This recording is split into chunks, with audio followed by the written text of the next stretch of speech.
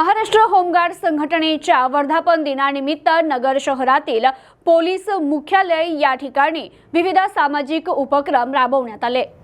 Corona काळात जीवन किती क्षणभंगुर आहे हे आपण सर्वांनीच अनुभवलंय। दुसऱ्यानं आपल्यासाठी काय केलं यापेक्षा आपण दुसऱ्या व्यक्तीसाठी काय करतो याला जास्त महत्त्व आहे।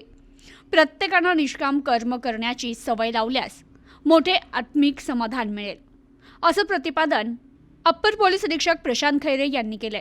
महाराष्ट्र होमगार्ड संघटनेचा 78वा वर्धापन दिनानिमित्त नगर शहरातील पोलीस मुख्यालय लॉन्स येथे विविध सामाजिक कार्यक्रमांचं आयोजन करण्यात आलं होतं। यात रक्तदान शिबिर, स्वच्छता अभियान, वृक्षारोपण आदी राबविण्यात आले।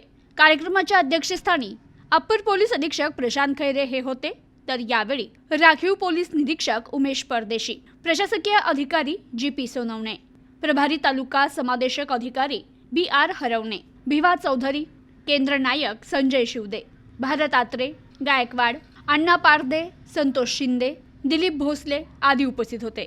तर यावेळी बोलताना प्रशांत खैरे म्हणाले, पोलीस दलातील महत्त्वाचा केंद्रबिंदू होमगार्ड असून 26/11 मध्ये झालेल्या हल्ल्यात होमगार्ड यांनी महत्त्वाची भूमिका बजावली।